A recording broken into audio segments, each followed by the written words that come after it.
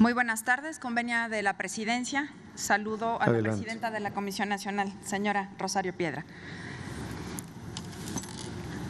El día de hoy estamos haciendo un análisis y estableciendo una postura sobre el informe del año 2024 de lo que realizó este organismo autónomo. Y empiezo por decir precisamente cuál es la naturaleza y el objeto por el que nace la figura del ombudsperson. ¿Por qué la Comisión Nacional de Derechos Humanos, con toda su evolución histórica que ha tenido en nuestro país, es tan importante? Porque es un mecanismo de control de la administración pública y tiene que sentar las bases para la protección, la garantía, el respeto y la promoción de los derechos humanos. Es así que en ejercicio de su función salta a la vista la inactividad y el silencio que ha prestado la institución de la CNDH ante las diferentes y graves violaciones a los derechos humanos en nuestro país.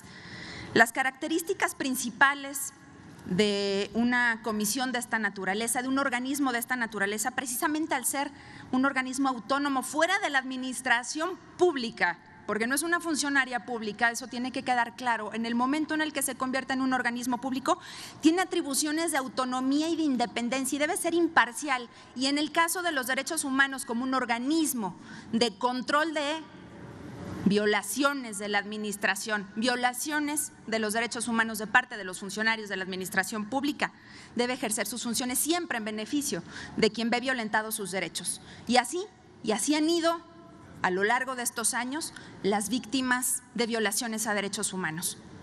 Y se habló de transparencia en este intento de informe que nos presentó hace unos minutos la presidenta de la comisión y señala que se presentaron algunas acciones de inconstitucionalidad y llama mucho la atención que sí las presentó, pero se fue sobre las legislaturas estatales y no entrábamos, digamos, a un fondo que permitiera el evitar, el prevenir y el garantizar el ejercicio de los derechos humanos de millones de mexicanas y mexicanos que viven en todas las entidades federativas, porque se centraba en, por ejemplo, requisitos de elegibilidad para ocupar un cargo en la administración pública estatal.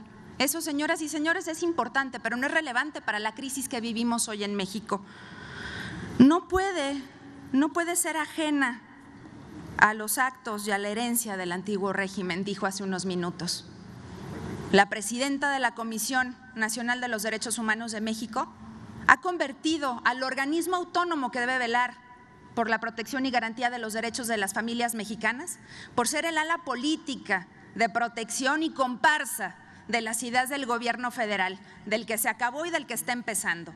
Y eso no nos va a llevar a ningún lado positivo cuando se trata de derechos humanos, porque para que existan los derechos humanos, ustedes bien saben, debe haber un régimen democrático. Y señoras y señores, no es un régimen democrático.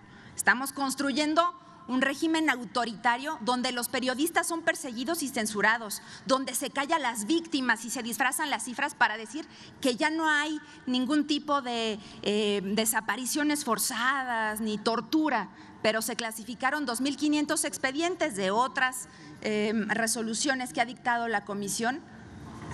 ¿Y dónde está la transparencia?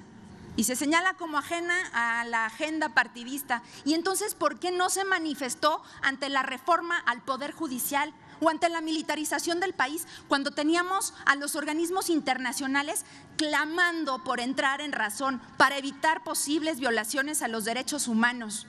¿Dónde estaba la Comisión Nacional de los Derechos Humanos cuando se manifiestan miles de personas en las calles para clamar justicia, atención, servicios?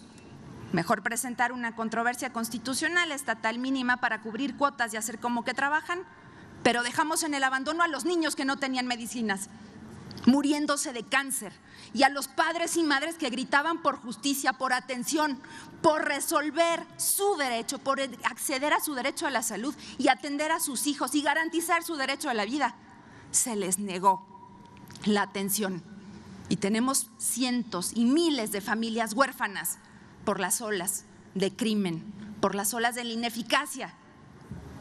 Y así parece que vamos a seguir después de la reelección de la señora Piedra al frente de este organismo. Invito a las legisladoras y legisladores de esta legislatura a una urgente reflexión, porque no solo se trata de las víctimas de hoy, Se trata de las generaciones futuras que merecen vivir en un país donde los derechos humanos sean una realidad y no una promesa vacía.